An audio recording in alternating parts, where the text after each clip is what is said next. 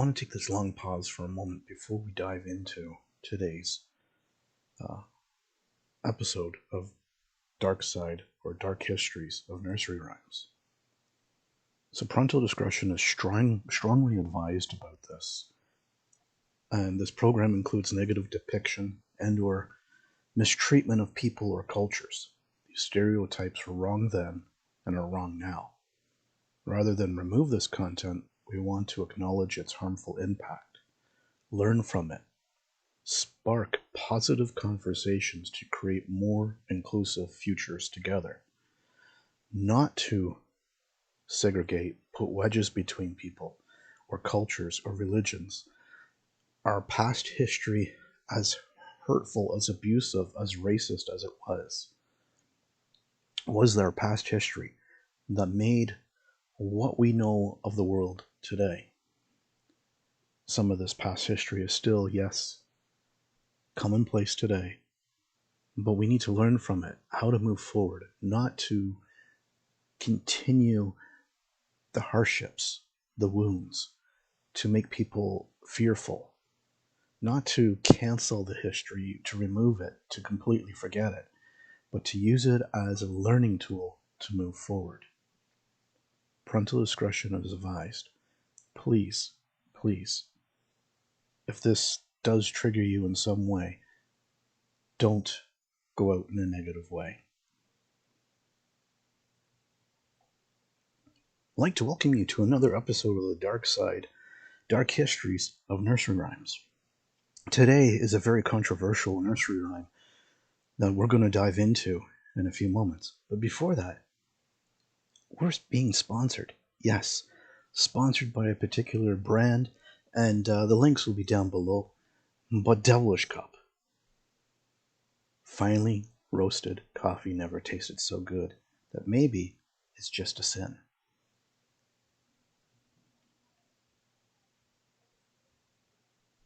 It's the only nursery rhyme that we can use to settle an argument or problems of choice. That's right, we've all taken advantage of the catchy, quirky nursery rhyme. Ennie, Meanie, Minnie, Mo. But does that little ditty really work? Do we know what it really means? What is the history behind it, both good and bad? And what does it all mean? Well, that's what we're going to dive into here today. So without further ado, let's just do that. The catchy tune is known as a counting out rhyme, and it's often used to select a person for a game or for a prize. It's also commonly used in many different situations when choosing what button to push, from like Homer Simpson TV show when he was at work. What card to select. See a Dodge commercial for that type idea, or any other number of options. Scholars say that the rhyme existed well before 1820 and is common in many languages, not just English. Since many counting out rhymes have existed earlier, it is difficult to know the ditty's exact origins. Today, the most common English version goes like this. Eenie, meenie, miny, mo. Catch a tiger by the toe. If he hollers at him go, eenie, meenie, miny, mo. So that's the main first verse. There are other variations that have been recorded, which include additional words, phrases, concepts, and even characters.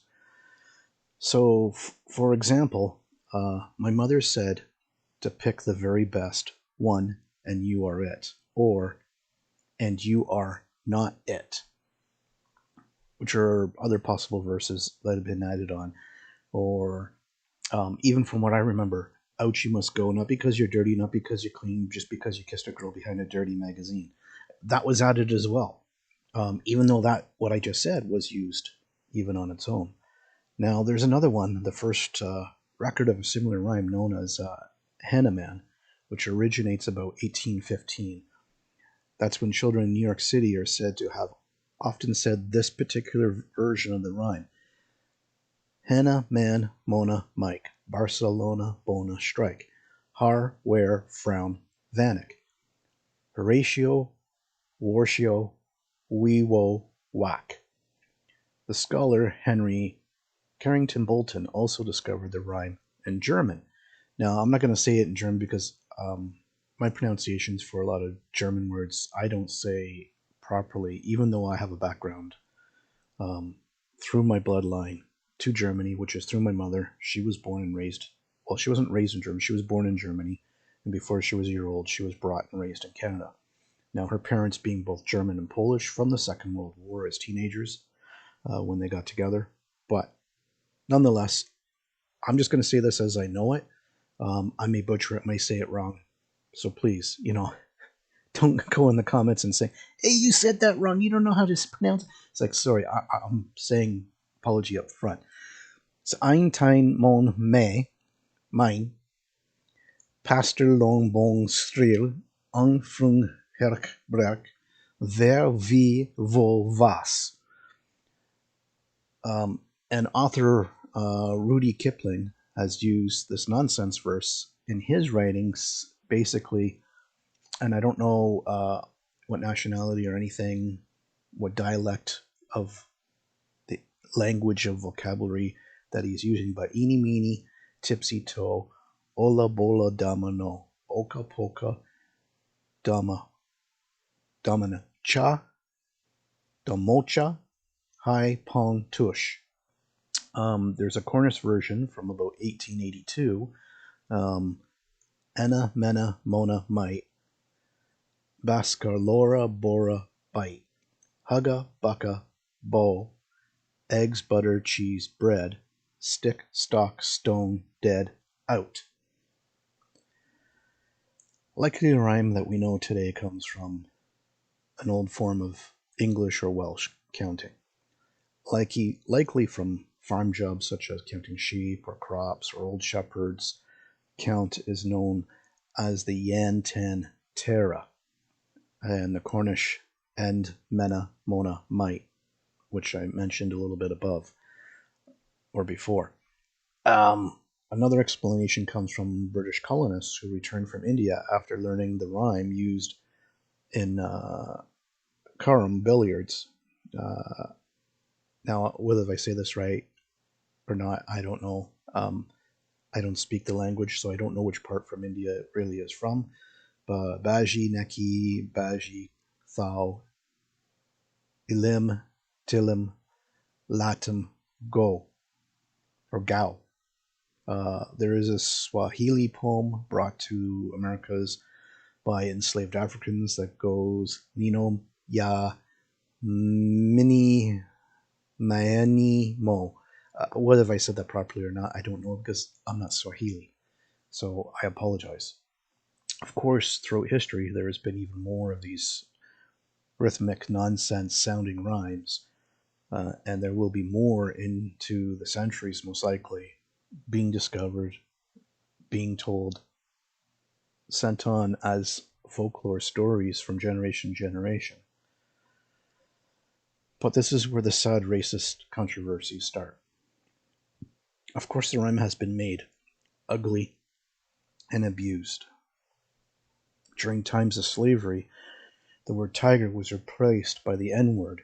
Bolton even reports that this was the most common version among American schoolchildren as of 1888, showing how ugly our history has been at times. Versions like the one I'm about to tell you appear in Australia, unfortunately.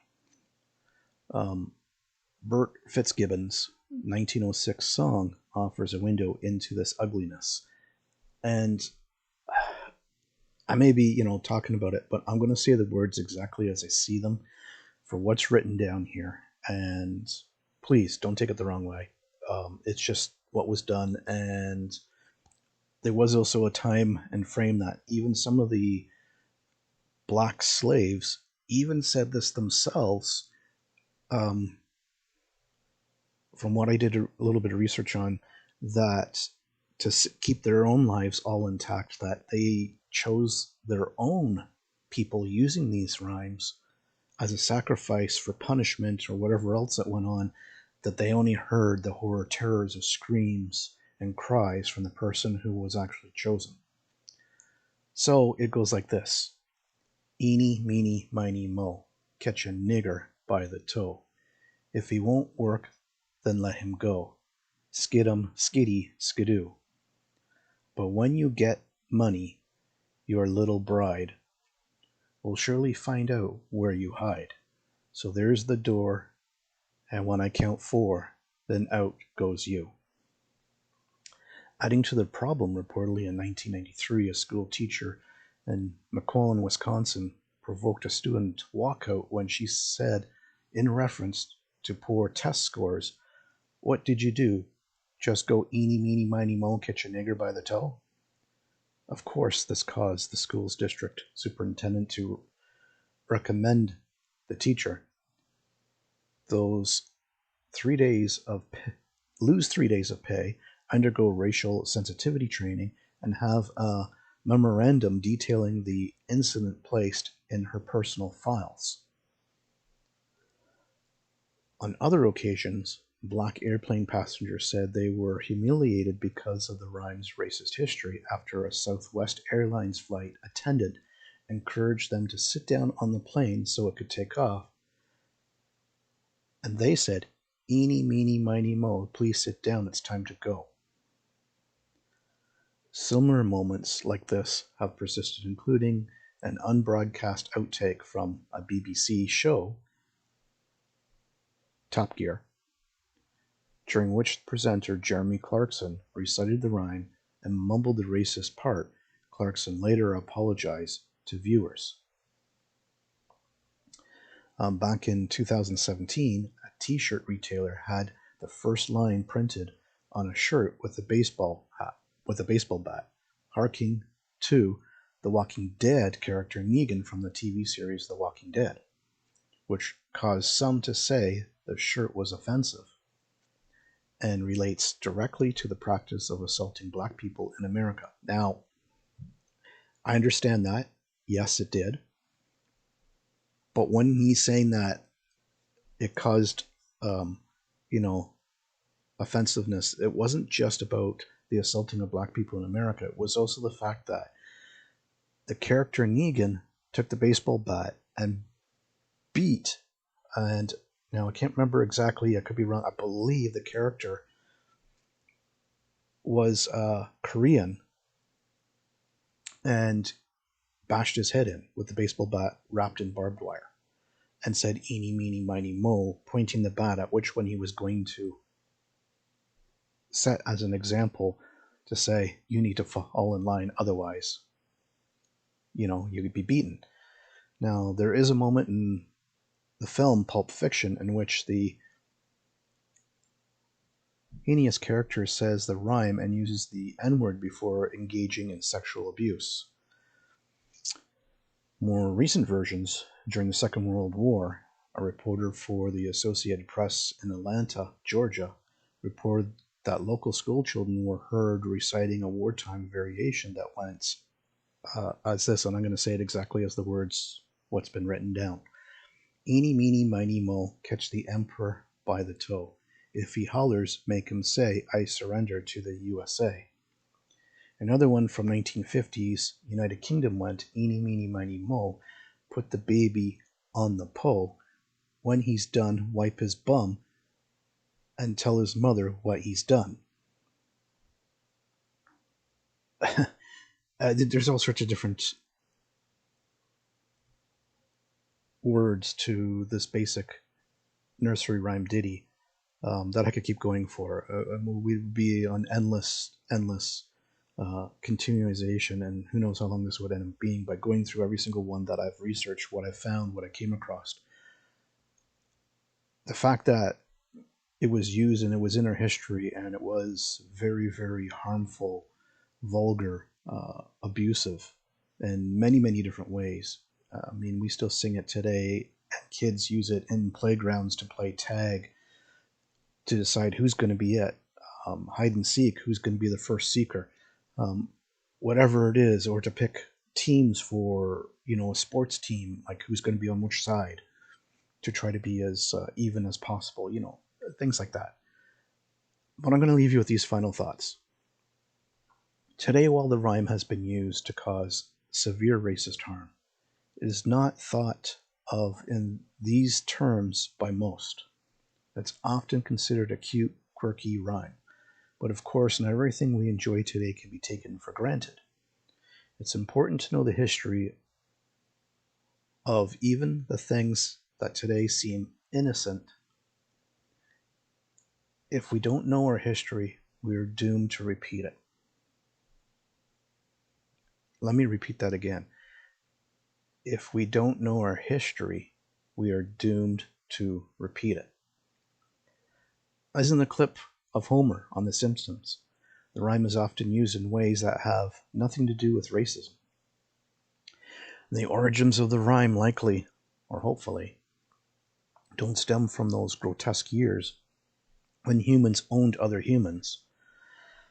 But the more you know. And that has been another dark histories of nursery rhymes.